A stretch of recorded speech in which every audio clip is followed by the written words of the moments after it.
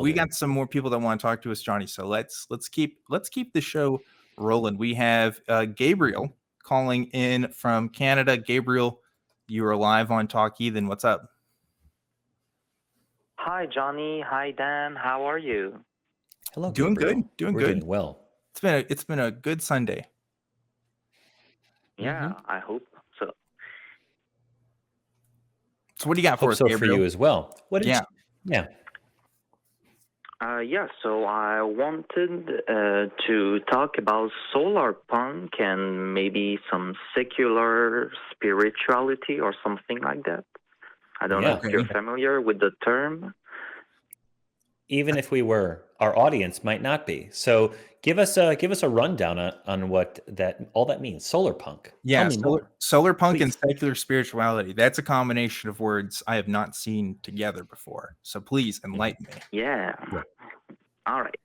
So Solarpunk, for those who are not familiar, it's like an aesthetic. It's a genre of fiction about futurism, in a future where we live in harmony with nature, and also with technology that further helps taking care of nature and furthering human development and all of that. It's like the optimistic version of cyberpunk, which is very dark. Yeah. Shodan. I'm subscribed to the r/Solarpunk subreddit, and they have very cool pictures of people riding wind sails and doing cool space stuff, but with a green twist to it. So it's very cool. Yeah, I like that. Sounds pretty good to me. This inspires me very much. Yeah. So are hypermilers, are they part of the Solarpunk movement? What's in a way? Do you know what a hypermiler? No. You know how they're hot rodders. Yeah. We love the hot rodders, don't we, folks? But there are hypermilers who will modify their cars to get maximum fuel efficiency. Oh. And that's a point of pride. That's cool. I guess so. Arguably, they shouldn't be in but it's still using public transportation. But if it's still using gas powered, I don't know if that makes it Solarpunk, right? I think it has to be a green fuel. I think I'll use a bike if I were Solarpunk. Yeah. Okay. Right. Well, moving on though. A solar vehicle of some kind. Yeah. You also talk about secular spirituality. So what does that have to do with Solarpunk? Yeah, so when I see pictures and I read stories and little things about Solarpunk, there's an emphasis on the community and being a group together, helping each other and all of that. And so this is where the spirituality, which I define as recognizing that there is something greater than ourselves. So than the individual. So maybe the collective, or maybe the entire environment that we are a part of. And so that's spirituality, which doesn't involve anything supernatural, like a god or anything like that. Right. And I wonder if you think in the future, if some Solarpunk future were to happen, what do you think communities and spirituality would look like? I don't know what you think about that. Do you think there is some steps that needs to be taken for that? Do you think that maybe secular humanism needs to be adapted for taking more care of the environment and some spiritual aspect? I don't know. What an interesting question. Yeah, I mean, so I think right now in our society, we are already moving towards a religious pluralism. I think that's been super fueled by the fact that the internet is out there as a tool. People who identify as Wiccans, people who identify as pagans, who are influencing other people towards those kinds of groups, people who have other kinds of niche things that haven't had a prominent influence in our history, are now finding more of a voice, and even in some cases more political power. I think that trend is going to continue, and I think it's going to manifest itself in other kinds of secular spiritual movements. Interestingly enough, I mean, the Gaia Earth movement is already a thing, right? So if we're talking about people who take their environmentalism as a spiritual practice, like that's existed for a few decades now as well. Obviously very niche, right? I imagine, though, with the times being that they are, that will probably increase, especially as people are shifting away towards traditional identifications of Christianity and becoming more open towards other spiritual practices. I think we are moving towards more of a mesh culture. Like, it's interesting because historically, you look at Judaism, right? You look at other religions, they are very much in line with the state. Like, there's a reason why they have these issues about people converting to Judaism, because it was tied in with this concept of the nation of Israel. It was tied in with a national identity. And the more religious development has gone on, the more it's become part of a subculture rather than the identity of particular people. And now that we're more free with our identities than ever, I fully expect that a group that you're describing will probably inevitably exist, for sure. Yeah, we're seeing. Yeah, I was going to say that, probably not as well as you said it, Dan. But yeah, the trend is now away from niche cultural identity, tribal identity. Christianity did that really well, cutting across different ethnic groups. Yeah, all brothers and sisters in Christ, kind of a thing.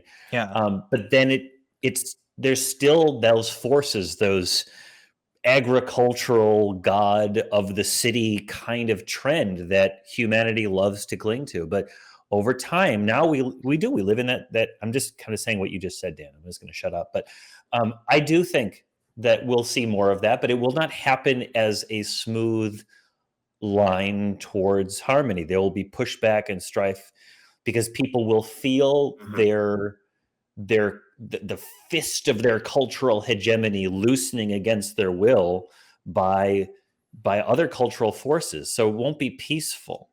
And I'm afraid to say that force is always a factor in cultural change. Yeah. So that hippification, that solarpunk view of the future will not come without some kind of bloodshed at some point, and I don't like that. But I do think, I'm making a pretty unspectacular prediction, a prophecy, if you will. Yeah, Johnny's. I was going to say, you're prophesizing right now. You're predicting Mad Max right now, is what I'm hearing. I'm Johnny the Revelator. Johnny the Revelator. Yeah. Same way, Gabriel. That's our response. Yeah. What do you think? Yeah, I really liked your perspective. Do you think, in Solarpunk, there's an emphasis also on technology, and it's really materialistic, but also, what do you think, it's blending also this spiritual thing, so materialistic and spiritual. What do you think about that? I want to weigh in on this one. The word spiritual is a problem, I think, in all of this, because unless we can come up with a really good definition that doesn't involve ghosts and ghoulies, there will always be room for a non-reality based sense of the human person as a part of a greater community. So I would want to anchor it in materialism, in some cold, meat way, but more in a kind of a real world, a seeable world, a testable world. I would also be concerned about somebody made a comment about the Borg in there. Yeah, there needs to be a strong thread of individual rights in there, that the individual's existence and well-being is not subordinated for the greater good, that the greater good involves the protection of key rights of the individual and their ability to wander off and go do something stupid, right? That might not be good for them, right? But you know what, Johnny? That's always got to be a factor. No, I don't know. Here's the thought I had. I mean, when we think about the religious pluralism that's currently occurring across the world, even with the I mentioned neo-paganism and neo-Wiccan movements, there's still an appeal to tradition there, right? It's sort of this appeal to here's a history that you may or may not have belonged to, but it still has existed. And by appealing to these traditions, you can kind of invent this new identity there. I think like it might make sense if a new religious, like it seems to me like the ones that are gaining most traction today are the ones that at least have some history. They're not completely new. You know what I mean? There's ones that they can at least point to some sort of, and maybe that would have to be what an eco, centered movement like that would look like. Maybe it stems from a humanist movement, maybe a Christian humanist movement that says, look, we want to have a more of a focus towards environmentalism because God has made us the pastors of the earth, basically, and we need to respect his creation. Maybe it comes in the form of Islam, and something similar could be said. I don't know. Like it could develop a number of different ways, but yeah. I've done some traveling lately, and I've noticed in the places that I've been that there have been imagery from those places pre-Christian invasion iconography. Yeah. And I do notice on social media, there are people who identify, perhaps tongue-in-cheek, perhaps with a kind of genetic pride of their own ancestors and the trials and tribulations that they went through. The neo-Vikings, or I'm a Viking, it's Viking Thursday, happy Thursday. And I see some people that showing pictures of beautiful imagery from the frozen north. And I think that the appeal to one's ancestors and the hardships they went through, and that you are the product of it. First of all, it's very limited. I had a friend who was Irish, but just as German and Polish as he was Irish, but he was Irish, I think some hearkening back, recognizing that you are the result of your ancestors' hard work and screwing, as much as your own good deeds, it needs to be a factor. But maybe if we look at the past cultural traditions, almost like a mascot and less like a map to the future, right? Yeah. When I see, I was in Colombia recently. There's not much of a secret about that. On social media, I posted about it, and I would see a lot of images, even on public works, buildings of public works. They would have imagery from ancient style art would work its way into the School of Engineering, or in the sewage department, the manhole covers would have some kind of ancient iconography worked into it, celebrating the rich ancestral culture of the people of Colombia and working it into their sewer manhole covers. But that kind of a thing where we're solar punks, but you have Indian heritage. Well, let's see some stuff there. And that's the kind of Star Trek future, I think, that everyone's kind of after. Like, cultures are all different, but we're all touching the common humanist core of it. And then to the extent that we're individual, it's usually just food and clothes, and maybe some songs. I don't know. And and those who are, go ahead, Dan. I want Nazca of the Valley of the Wind. That's the future I want. Oh, okay. That's like a number one movie. That's the number one. See, there's a Studio Ghibli for you right there. Okay, that's my Solarpunk future. But anyway, I think it's interesting. I think Johnny's descriptions are almost prescriptive. I think he's saying about what you would like to see, which is interesting. I think my approach is trying to see what I think is realistically going to happen. Well, actually, I don't know if we'll survive the climate crisis. To be honest, I don't know if we'll make it to Solarpunk Future, but that's Dan's an infidel, and my people will wipe out his people, and we will establish the my way. Yeah, so it goes. Anyway, Gabriel, we're approaching the end of the show here. Any last thoughts before we wrap things up?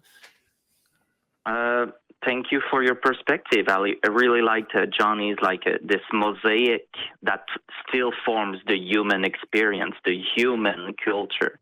I really like that. So thank you again for your perspectives, and have a nice Sunday.